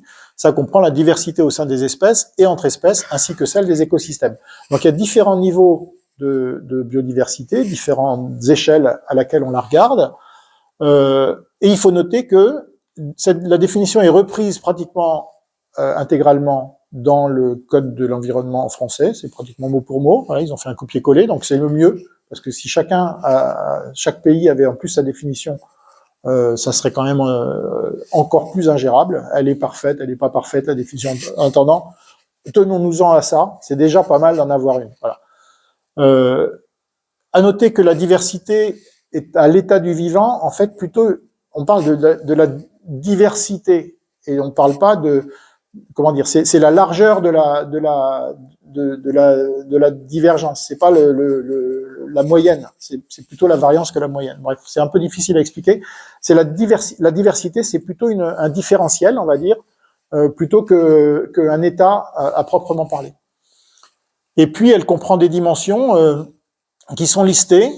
Ça comprend la diversité au sein des espèces, entre espèces, celle des écosystèmes, mais à la limite, il peut y avoir encore d'autres dimensions qui ne seraient pas listées. On est sur quelque chose, un concept qui est assez difficile à appréhender. En réalité, une fois qu'on a mis le mot biodiversité, il y a plein de trucs qui sont derrière. Alors, des trucs qu'on trouve parfois sur Internet, vous trouvez ça, je l'ai trouvé, donc je l'ai piqué celui-là directement, j'ai oublié de mettre la source, peu importe, désolé, vous trouvez ça facilement, ce genre d'affirmation. Un quart de la biodiversité totale de la planète se trouve dans les sols. Un quart de la diversité, ça se mesure pas la biodiversité, c'est difficile, ça veut dire quoi? Ils ont mesuré quoi? Il y a sûrement pas un quart des mammifères dans les sols, par exemple. Et donc, ils ont mesuré quoi? Voilà. Donc c'est probablement exact. On peut leur faire confiance, c'est des gens bien, on dit ça sans doute, enfin je crois, enfin c'était pas choquant, mais c'est restrictif forcément. Ça parle forcément, avant de commencer, de manière restrictive. Et ça, c'est un problème pour travailler dessus. Les valeurs qu'on attache à la biodiversité sont diverses, elles aussi. Il y a une valeur instrumentale, une valeur financière éventuellement, l'exploitation des ressources. Pour les pêcheurs, c'est très important de maintenir leurs ressources. Évidemment, chacun individuellement veut aller les exploiter le plus possible, mais collectivement, ils ont intérêt à maintenir les ressources. C'est la mesure des ressources des pêches qui a donné lieu au départ à la discipline scientifique de l'écologie. C'est comme ça que c'est né. Donc l'exploitation des ressources, l'écotourisme qui peut être une façon d'exploiter les ressources de manière sans piquer dedans. Donc venez voir, allez voir les grues cendrées dans les Landes de Gascogne, ça va vous faire plaisir. La biodiversité du coup prend une valeur parce que à travers le tourisme, sans l'impacter elle-même directement. Une valeur fonctionnelle, c'est souvent à ça qu'on s'en tient. Les chercheurs d'INRAE notamment, souvent on s'en tient à ça, à la valeur fonctionnelle. La biodiversité a une valeur, fait des services écosystémiques, éventuellement des disservices, c'est-à-dire rend des services comme la pollinisation, et puis de temps en temps un disservice, c'est l'inverse, c'est un service mais un service négatif. Écosystémique, donc par exemple on voit un schéma comme ça, qui est repris d'un papier de 2015 d'un spécialiste des vers de terre, qui décrit la biodiversité en microflore, microfaune, mésofaune, macrofaune, peu importe, et puis qui dit, ceux-là, c'est les broyeurs de feuilles, ceux-là, c'est les ingénieurs de l'écosystème, etc., etc., puis c'est à différentes échelles géographiques, on va dire, en tout cas spatiales, de l'agrégat, de la mode de terre au profil de sol. Et donc, les valeurs fonctionnelles, on trouve assez souvent des références sur la valeur fonctionnelle de la biodiversité. La biodiversité sert à quelque chose, et donc, il faut la protéger. Le service de pollinisation, par exemple, les abeilles sont des alliés hors pair. Hors pair au sens où il n'y a personne d'autre qui fait aussi bien la pollinisation que les abeilles. Donc, ces alliés hors pair, 70 à 80% des espèces végétales dans le monde sont pollinisées par les insectes entomogames, et le plus souvent, en tout cas les abeilles sont parmi ces insectes très, très efficaces, parce qu'elles ont des poils fourchus qui tiennent très bien le pollen, enfin bref. Et que ce soit des espèces cultivées ou des espèces sauvages. On voit ça ici, c'est tiré d'un de ces deux articles-là, aussi bien les espèces cultivées que les espèces sauvages, 80 à 100% de la pollinisation est due à des animaux. Dans ces milieux tempérés, subtropicaux, tropicaux, etc. Le service des collègues d'INRAE, de l'INRA à l'époque, en 2009, avait évalué que le service de pollinisation assure à peu près 10% de la valeur économique de l'agriculture. Donc on n'est pas sur les 80% là, hein, on est sur 10% de la valeur, parce que le blé n'est pas pollinisé par les insectes, mais par contre il y a d'autres espèces qui sont pollinisées par des insectes, et donc une valeur rendue à 153 milliards d'euros annuellement, c'est quand même pas mal. Enfin, vive les abeilles, quoi, merci. Voilà. Si bien qu'on voit souvent cette citation, si l'abeille venait à disparaître de la surface de la Terre, l'homme n'aurait plus que 4 années à vivre, qui est attribué assez souvent à Albert Einstein, qui n'est pas du tout d'Albert Einstein. Et donc, comme disait Abraham Lincoln, je vous l'ai déjà faite celle-là, ne croyez pas quelque chose que vous lisez sur Internet juste parce qu'il y a une photo à côté de la citation. Il y a Victor Hugo qui a dit la même chose à peu près. Et donc, c'est pas d'Albert Einstein, c'est sans doute faux. Albert Einstein, d'ailleurs, était pas super fort dans les abeilles. Lui, c'était plutôt les bosons et l'énergie quantique et tous ces machins-là. Hein. Mais bon, voilà, l'énergie des particules. Mais enfin, en tout cas, voilà. Donc, il y a à travers cette phrase qui vient en fait d'un syndicat apicole français. Cette phrase, elle illustre quand même une crainte qu'on peut avoir. C'est pas forcément exact, mais on ne sait pas très bien. En fait, personne n'a fait le calcul. Mais elle illustre une crainte qu'on peut avoir.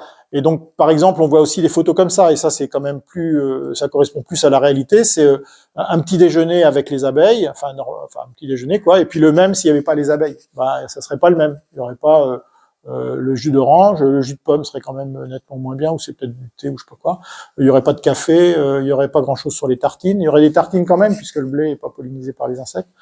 Et il n'y aurait pas ces fruits là, mais par contre il y aurait encore le muesli, mais enfin le muesli il serait moins intéressant, il n'y aurait pas les fruits secs dedans. Et voilà. Donc c'est une source légitime d'inquiétude, le déclin des abeilles, parce qu'il semble réel.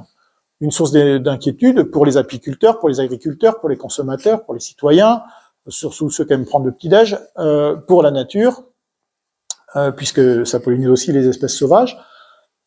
Oui, mais Apis mellifera, c'est-à-dire l'abeille domestique, c'est pas les abeilles. La vaste majorité des espèces d'abeilles ne sont pas Apis mellifera. Il y a en France une espèce d'Apis mellifera, puisque c'est Apis mellifera, et il y a 1 millier d'espèces d'abeilles sauvages, qui sont les bourdons, les osmies, enfin tous les machins, les collettes. Vous devriez regarder sur le lierre à l'automne quand il est en fleurs. Vous avez l'abeille du lierre, elle est absolument magnifique, une toute petite abeille, très sympa, vraiment très magnifique, très belle. La vaste majorité donc des espèces, voilà. Toutes les espèces sauvages contribuent aussi au service de pollinisation, parfois mieux que Apis mellifera, et toutes, en tout cas toutes celles pour lesquelles on s'est mesuré, parce que je vous ai dit, les insectes, on ne sait pas très bien les populations sauvages, sont difficiles à approcher, toutes déclinent. La cohabitation n'est pas spécialement favorable en général aux abeilles sauvages, quand elles cohabitent dans un environnement, parce qu'il y a une compétition alimentaire qui est assez forte souvent et qui est démontrée, d'une espèce qui est généraliste, l'abeille domestique, sur des espèces qui sont très souvent très spécialistes. Et donc si vous êtes spécialiste de telle petite plantouse là, quand vous êtes une abeille, vous avez coévolué depuis, enfin vos ancêtres ont coévolué avec cette plante depuis des centaines de milliers d'années ou quoi, et puis d'un seul coup vous avez l'abeille domestique qui arrive, qui boulotte tout le pollen, qui boulotte tout le nectar de l'espèce dont vous êtes spécialiste, vous savez pas manger autre chose, il vous reste plus rien.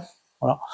Donc la compétition alimentaire, c'est un problème. L'épidémiologie, c'en est un aussi. J'ai donné les références là de ces trucs-là. C'est-à-dire que sur les fleurs, ici il n'y a qu'une seule abeille, mais ça peut arriver qu'il y ait plusieurs pollinisateurs, ou en tout cas ils viennent soit l'un après l'autre, soit tous en même temps. Et ben ils se refilent des maladies.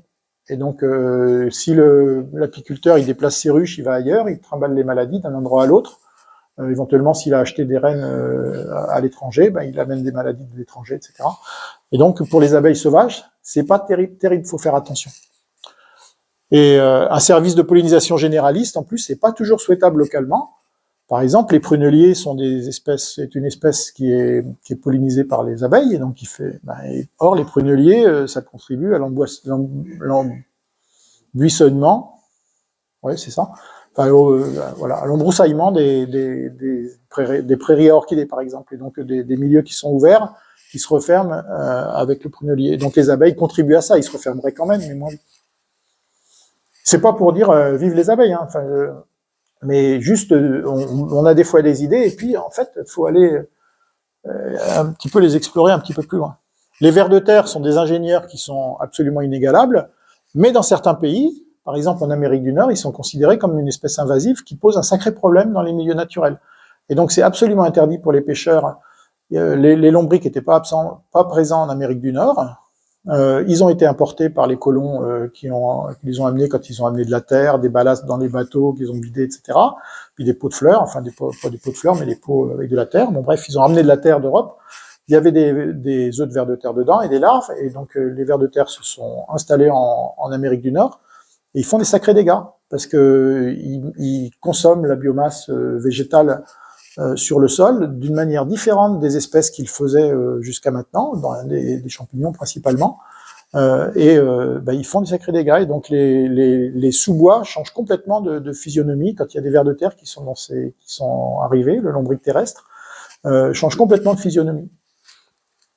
Et donc du coup, les Américains, ils interdisent des choses comme les composts partagés, comme les pêcheurs qui emmènent leurs vers de terre au bord de la rivière sont priés de ne pas les renverser si jamais ils rentrent bredouille, de ne pas les renverser avant de repartir, de penser à les ramener, etc., etc.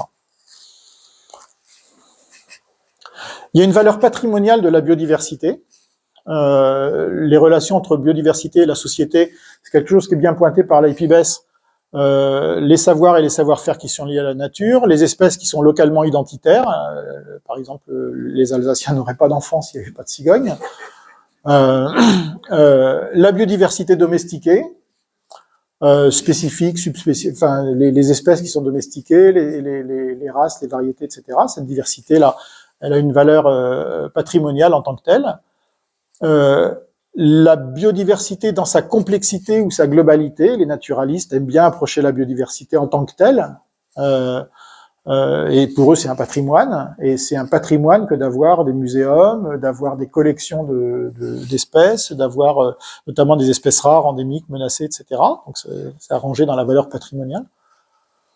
Elle a une valeur intrinsèque, qui peut être éthique, morale, philosophique. Voilà une représentation de la terre-mère que vous pouvez vous procurer sur des sites de vente en ligne. Et puis, elle a une valeur esthétique, mais alors c'est sur une autre dia, pardon. Ah oui, voilà, celle-là. Et toutes ces valeurs, en fait, s'entrecroisent très souvent. Et si on prend une image comme celle-là, de Claude Monet, les coquelicots, et ben le coquelicot, c'est une espèce qui sert de relais comme fourniture de pollen aux abeilles entre la mielée, enfin entre le colza et le tournesol. Elles se nourrissent du coquelicot, des pollens de coquelicot, qui sont pas super faciles à trouver dans les environnements agricoles parfois. Donc une valeur comme ça, une valeur négative, un disservice qui est quand vous êtes agriculteur, mais si vous avez des coquelicots dans votre champ, le champ il est entre guillemets sale et ça contribue à la dépréciation de la valeur du grain parce qu'après il va y avoir éventuellement des graines c'est un pavot, donc des graines qui sont un peu indésirables.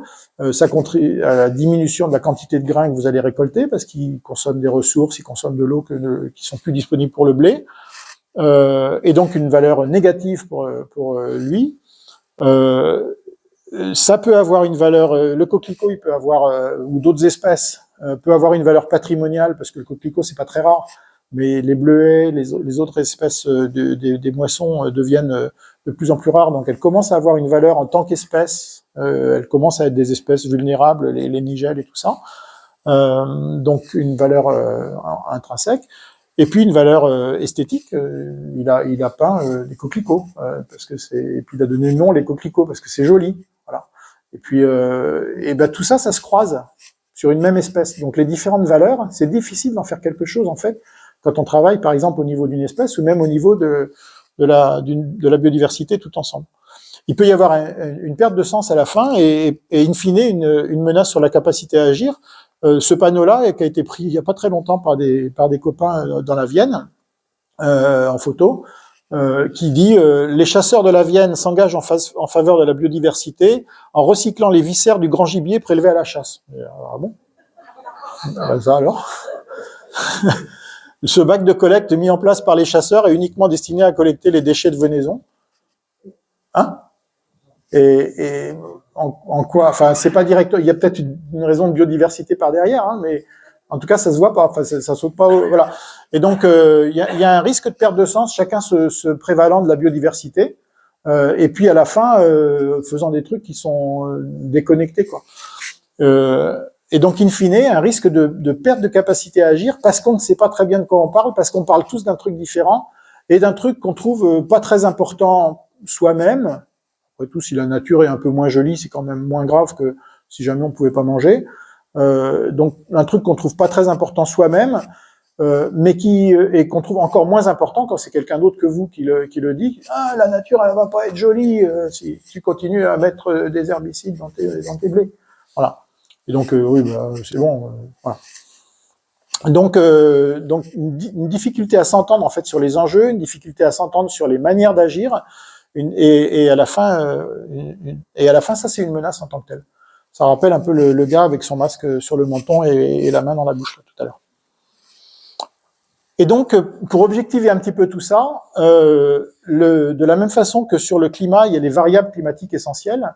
En fait, un groupe qui s'appelle le GeoBON, le groupe d'observation terrestre, et plus spécialement à l'intérieur de ce groupe, le réseau pour l'observation de la biodiversité, a proposé il y a quelques années déjà maintenant, il y a une dizaine d'années, puis ça se met en place doucement, de travailler sur les variables essentielles de la biodiversité.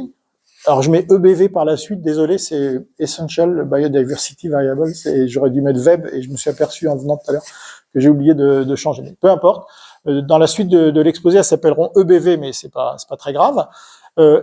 L'intérêt de faire ça, c'est qu'on met de la politique à l'intérieur du concept. Et donc, par exemple, le mot pertinence, c'est est-ce que les variables essentielles du climat ou de la biodiversité, elles sont, on va aller mesurer quelles sont les valeurs qu'on peut aller mesurer dans la nature et qui vont permettre de renseigner l'évolution de notre situation au regard des enjeux qui sont identifiés par le GIEC ou par l'IPBES, ou des enjeux qui sont les enjeux des objectifs d'Aichi qui sont identifiés par les gouvernements. Donc, est-ce que c'est pertinent? Est-ce qu'on va aller mesurer des choses qui sont pertinentes? Et de quelle manière est-ce que c'est pertinent par rapport aux grands enjeux qu'on a? Comme ça, on se met d'accord sur les trucs qu'on mesure. La façon de mesurer, elle peut appartenir à chacun, mais on se met d'accord sur les trucs qu'on mesure. Est-ce que c'est faisable? Si on se donne un objectif de mesurer quelque chose qui est absolument infaisable, on le fera pas. Voilà. Et est-ce que ça a un coût raisonnable? Parce que c'est des trucs tellement importants qu'on n'a pas beaucoup de sous pour les faire, en tout cas en proportion de leur importance. Et donc, est-ce qu'on va y arriver? Est-ce que c'est faisable, y compris du point de vue du coût?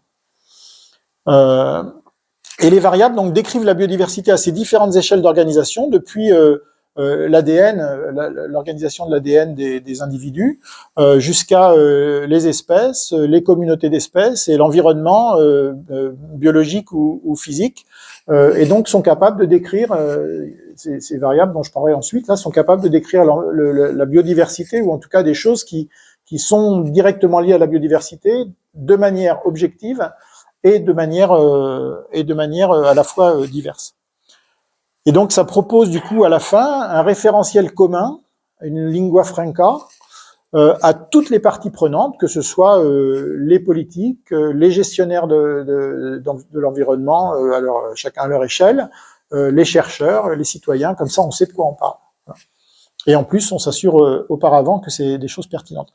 Donc les variables essentielles de la biodiversité, donc elles sont, il y en a 6 classes qui décrivent donc différents niveaux d'organisation, 21 variables qui vont depuis, pour ce qui est de la composition génétique, la diversité génétique des individus, la différenciation génétique des populations, le niveau de consanguinité, etc.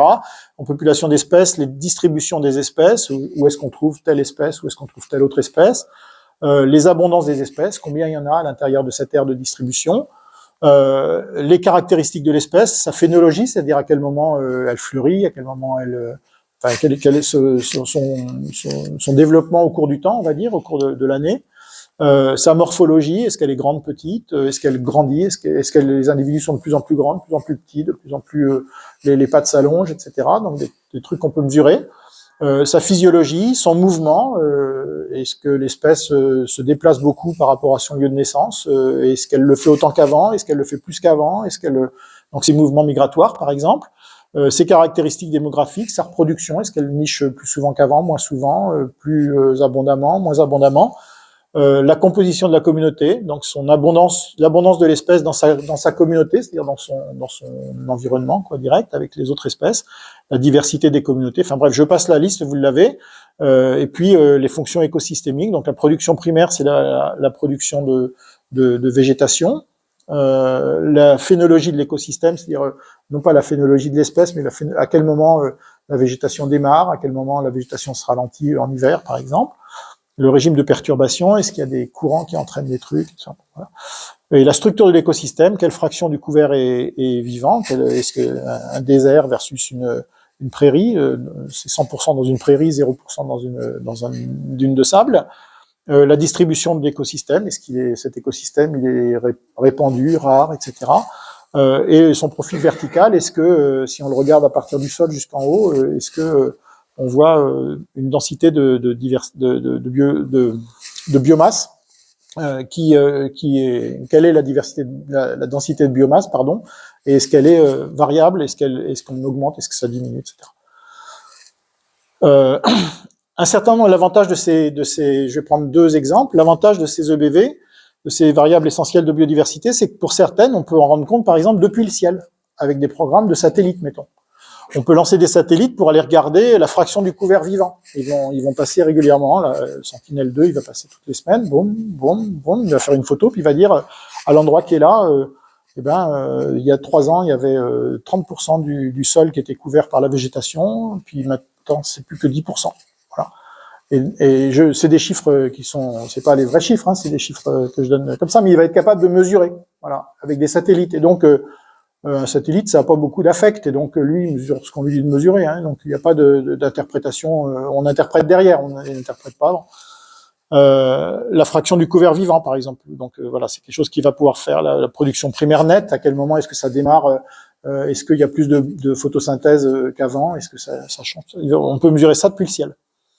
Par exemple, voilà, sur des photos comme celle-ci, une image de Landsat, là, une image de Sentinelle, le satellite que je viens de citer, qui passe au-dessus de la Sicile, par exemple, il fait cette photo avec du rouge là où il y a de la végétation, et puis enfin je crois que c'est ça en tout cas, puis du bleu, c'est des fausses couleurs, hein, mais du bleu là où c'est artificialisé, oui, parce que c'est ça, on voit un aéroport là.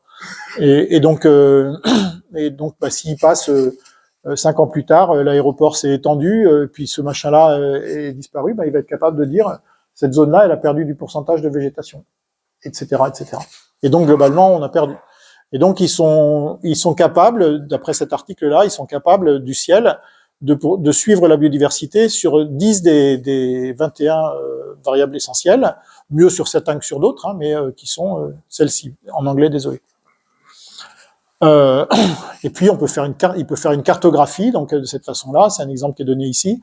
Une cartographie, c'est en Camargue ça, un exemple qui est donné des milieux qui sont connectés entre eux ou des milieux qui sont pas connectés entre eux, et selon on est capable de faire ça en regardant depuis le ciel. Et donc, d'une année à l'autre, au cours des décennies, on est capable de voir les changements de ce truc-là. Et donc, de suivre et de dire c'est en train de changer, c'est pas en train de changer, c'est en train de s'empirer, c'est en train de s'améliorer. Et c'est important. Ça permet de savoir de quoi on parle.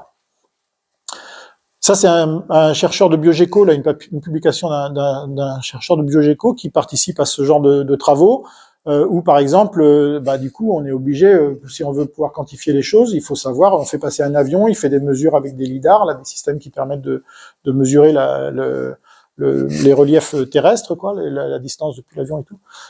Et donc, par exemple, la présence de végétation, d'arbres, le A, le B, le C vont faire des photos différentes. Et puis, comment est-ce qu'on peut reconstituer les images des arbres et donc être capable de mesurer, par exemple, la composition verticale de la biomasse sur cette tranche. Donc ça, c'est des choses qu'on peut faire depuis le ciel, c'est en train de progresser. On peut faire aussi par des dispositifs citoyens, et donc la LPO ici est un petit peu présente. Et donc, par exemple, on peut suivre des populations d'espèces j'ai illustré avec des jumelles là, les choses qu'on peut faire. On peut suivre des populations d'espèces, on peut suivre les caractéristiques des espèces depuis le sol, on peut suivre les compositions des communautés. Avec des dispositifs de sciences citoyennes, de choses participatives auxquelles vous pouvez participer, parce qu'il y en a, vous êtes peut-être en train de vous dire, non, moi, je connais pas grand-chose, les dinosaures, ouais. Et si, parce qu'il y en a qui sont ultra simples, et auxquels, y compris des gens qui démarrent juste, sont capables de participer. L'enjeu, c'est que la participation soit la plus large sur ces programmes, justement, citoyens, pour que l'information soit la plus précise possible. Par exemple, les oiseaux des jardins, j'en parlerai à l'instant. Là, on voit par exemple sur 3 programmes d'atlas successifs qui ont été menés par les ornithologues en France. Donc, les années, c'est 70, 75, 85, 89, 2009, 2013. L'évolution de l'aire géographique du guêpier d'Europe. C'est cette espèce-là. Elle augmente. C'est une espèce qui était, quand j'étais gamin, c'était une espèce strictement méditerranéenne. Et puis maintenant, c'est une espèce qui est présente dans à peu près la moitié de la France. On est susceptible de la rencontrer. Il y en a qui nichent dans le Médoc, par exemple, ou ailleurs. Une espèce magnifique, enfin tout ça. Pas quand on est une abeille. Bon, ça manque des abeilles. Ça,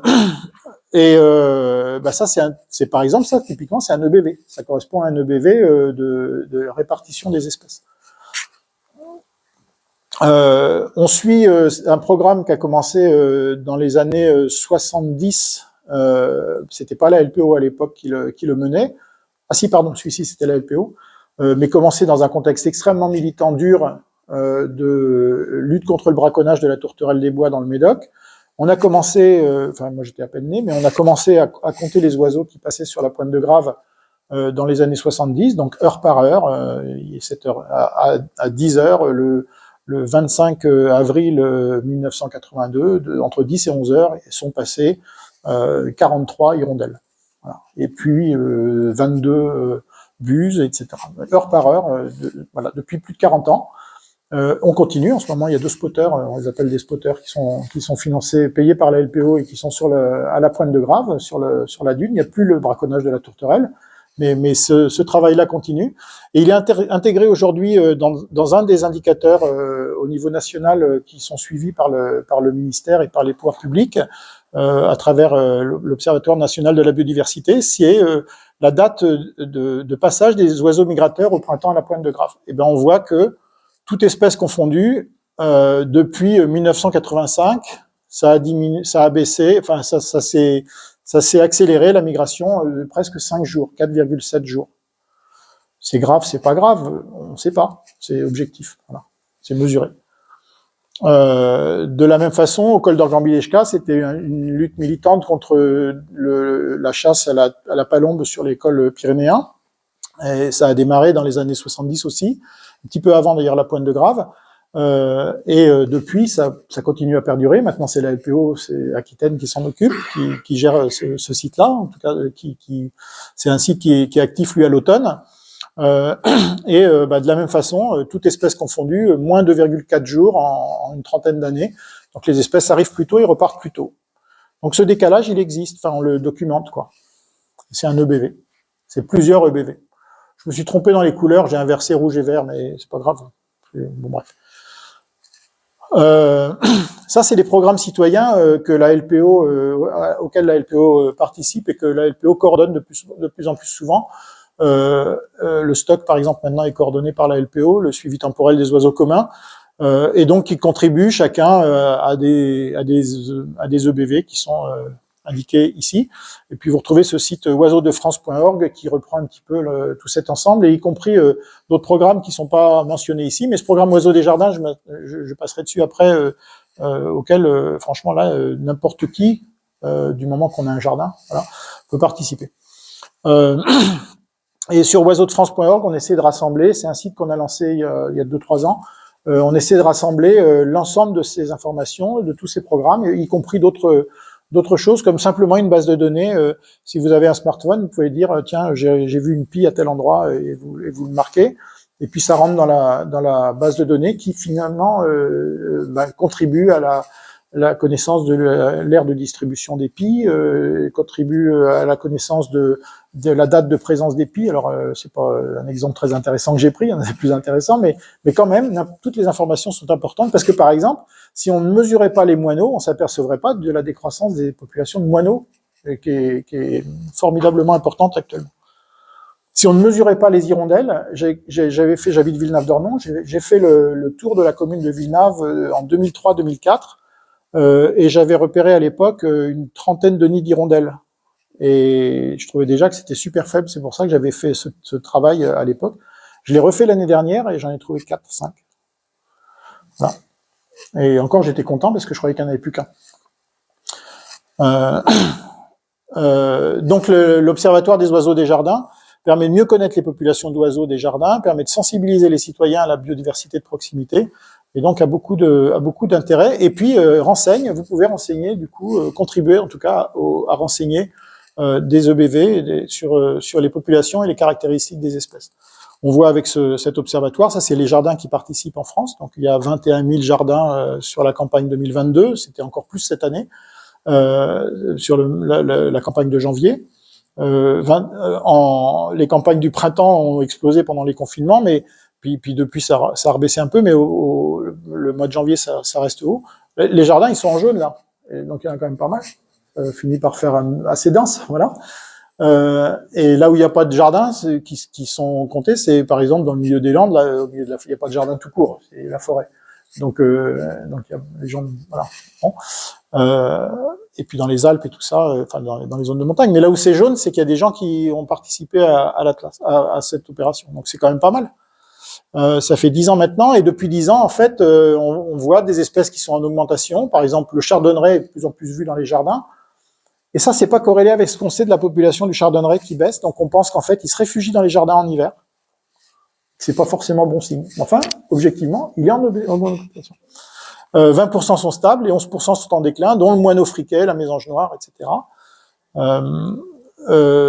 Au comptage du mois de mai, 2% sont en augmentation, c'est nettement plus modeste, dont la perruche à collier, qui est une espèce invasive. 24% sont stables et 41% sont en déclin, dont le martinet noir, qui décline, par exemple, comme ça, donc de manière assez linéaire depuis le début de l'opération, et sans doute depuis encore avant, mais avant, on ne savait pas. Donc, si on revient au message, il faut que je termine bientôt, c'est ça, Mustapha? Voilà. Je vois que tu t'agites là. Sur ça. Si on revient aux 4 messages, j'arrive proche de la conclusion. Le message qui dit que l'objectif est compatible avec d'autres objectifs sociétaux, moyennant des efforts urgents et concertés, les efforts urgents et concertés, ils vont pas être faciles. Parce que quand on se souvient des émeutes de la faim en 2008, ça n'a pas concerné la France, ça a concerné les pays où on a du mal à se nourrir. Et nous, on a pour l'instant cette chance de pas en faire partie. Et les émeutes de la faim en 2008, c'était suite à l'épisode El Niño. Il y a des pays pour lesquels il y a eu des pénuries alimentaires. Quand on se souvient des bonnets rouges en 2014 ou des gilets jaunes en 2018, qui ont réagi à des mesures qui avaient été prises pour lutter contre le changement climatique, il s'agissait pas encore de la protection des rouges-gorges. Hein. Il s'agissait du changement climatique, donc d'un truc voilà, où c'était assez facile de travailler sur le prix de l'essence, le prix du carburant ou sur le prix des péages, et on voyait assez bien le lien directement. Quoi. Quand on voit les mouvements que ça a créés avec l'IPBES a beau insister sur le rôle des peuples autochtones. Hein, les peuples autochtones, il faut les impliquer dans l'affaire, mais le diagnostic n'est pas consensuel. Les intérêts convergent à long terme peut-être, mais à court terme, ils convergent certainement pas. Les efforts sont compatibles, ok, mais le cumul des objectifs conduit à une perte de lisibilité. Et je prends juste un exemple, c'est l'exemple, puis je vais terminer après, rassure-toi Moustapha, c'est être transparent pour que quand vous achetez une pizza aux fruits de mer, vous sachiez comment elle a impacté la biodiversité, comment elle a impacté l'environnement. Parce que ça va conditionner votre acte d'achat et donc ça va vous permettre de vous impliquer autrement qu'en comptant les maisons du jardin. Ce qui est déjà pas mal, faites-le. Mais donc, je vais pas le lire parce que vous l'ignorez pas puisque c'est la loi. L'article L541 du Code de l'environnement prévoit depuis août 2021 qu'une information soit apportée sur l'emballage des aliments en France sur l'impact sur l'environnement. Et plus précisément, l'information apportée fait ressortir de façon fiable et facilement compréhensible pour le consommateur l'impact environnemental des biens et services considérés sur l'ensemble de leur cycle de vie, notamment en termes d'émissions de gaz à effet de serre, d'atteinte à la biodiversité, c'est là, et de consommation d'eau et d'autres ressources naturelles. Ça, le jour où vous êtes avec votre pizza aux fruits de mer ici, vous avez déjà des labels alimentaires, vous avez le Nutri-Score. Votre pizza va peut-être avoir ces machins-là. Vous avez des labels de qualité ou d'origine, des AOP, des IGP, des labels rouges, des labels privés, des labels publics, des labels privés, on va dire, pour faire court.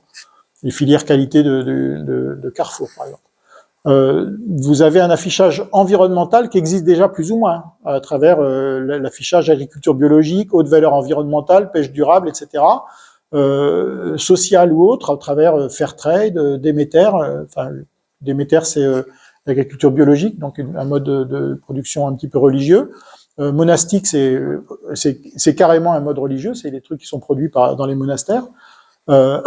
Qui va arbitrer entre ces valeurs différentes? Si vous avez tous ces affichages-là, même si on réduit tout cela, on est en train de travailler dessus à l'INRA, est-ce qu'on peut arriver à réduire, je suis copilote d'une étude qu'on fait là, est-ce qu'on peut arriver à réduire tous ces labels en un truc aussi simple que le Nutri-Score?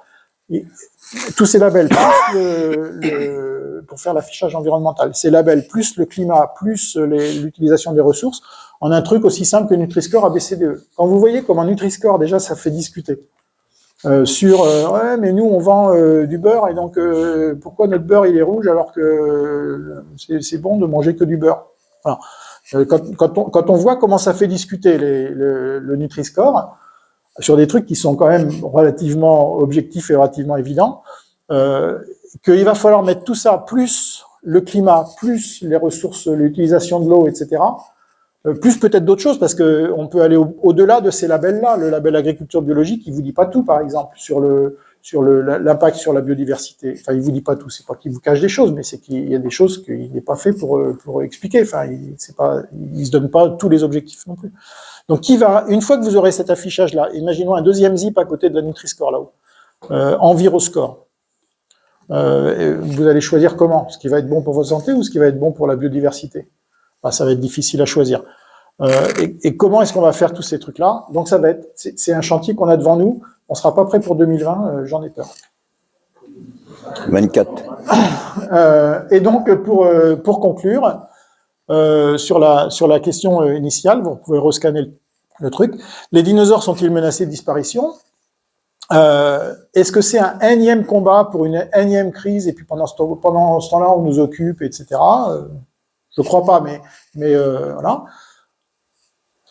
C'est pas une crise complètement anodine parce que la biodiversité, c'est le pilier de l'humanité dont elle fait partie, l'humanité. On fait partie, nous, de la biodiversité, on est des théropodes mammaliens. Voilà. On n'est pas des dinosaures, mais on est des théropodes mammaliens. On est partie prenante de la biodiversité, mais dans les deux sens. Et on en fait partie, on va être impacté par ce qui la concerne, et puis on l'impacte. Et c'est sans doute la première crise d'extinction massive qui est impactée directement par une espèce. Peut-être que après ou par un groupe d'espèces. Après la montée des plantes au Carbonifère, c'est possible qu'il y ait eu des consommations d'oxygène et des productions de CO2, des consommations de CO2 qui est augmenté et qui est provoqué des déséquilibres et que ça ait contribué à certaines des extinctions suivantes. Mais en tout cas, là, on est sur un truc qui est sans doute provoqué par une des espèces, Homo sapiens. Alors, pas vous, mais les autres. Moi, mais les autres. Une des espèces. Et donc, on est partie prenante. Plus largement, est-ce qu'on vit le début d'une 6e extinction de masse? Probablement. Elle a l'air d'être éventuellement, c'est le tout début si c'est le cas, mais elle a l'air d'être éventuellement plus large que les autres parce qu'elle affecte aussi bien la faune, la flore, et non seulement des espèces ou des groupes d'espèces. Ça va pas être les ptérosaures. Ça va pas être, vous voyez, tous les ptérosaures d'un seul coup, poum, disparaissent parce qu'ils sont pas adaptés au nouvel environnement. Ça va être les récifs coralliens avec quelles que soient les espèces dedans, des biomes entiers, des écosystèmes entiers. Elle est plus rapide, des décennies plutôt que des millions d'années. Donc beaucoup plus rapide. Donc les espèces ont moins de chances de s'y adapter, par exemple. C'est exactement pareil que pour le climat. Et on peut se poser la question de savoir si les thérapsides mammaliens n'ont pas eux-mêmes quelques soucis à se faire, au-delà des dinosaures aviens. Donc, pour faire clair, si les mammifères, si les humains n'ont pas eux-mêmes quelques soucis à se faire, au-delà de simplement savoir si les oiseaux sont en bon état ou pas en bon état. Mais en fait, c'est sans doute la même question. Et donc, 6e extinction ou pas, et on dirait que oui, mais 6e extinction ou pas, ça mérite en tout cas d'y prêter un petit peu d'attention, parce que ça va pas être facile. Et d'utiliser les EBV comme lingua franca, comme langue partagée entre les différents acteurs au niveau mondial et les différents métiers, entre les politiques, les citoyens, les chercheurs, etc. Utiliser les EBV comme lingua franca, c'est sans doute une bonne approche. Et puis, faut pas oublier, ça va être le mot de la fin, Mustapha, qu'il faut aller surtout vers une humanité qui est plus sobre de l'usage de ces ressources. Ça, c'est la biodiversité, mais c'est aussi les ressources en eau, en énergie, en tout ça. Voilà. Et donc, on est de plus en plus nombreux. Ça va finir par plafonner normalement quelque part durant ce siècle-ci. On est de plus en plus nombreux. Les ressources, elles sont limitées parce que les histoires d'aller sur une autre planète, je sais pas quoi, ça, faut pas rêver. Pour l'instant, les autres planètes sont encore moins habitables. Voilà. Et donc, il faut être un petit peu plus sobre, un petit peu plus dans notre façon d'utiliser, sinon ça va pas durer longtemps. Contrairement à moi. Et donc, je m'en excuse. Infiniment, Olivier.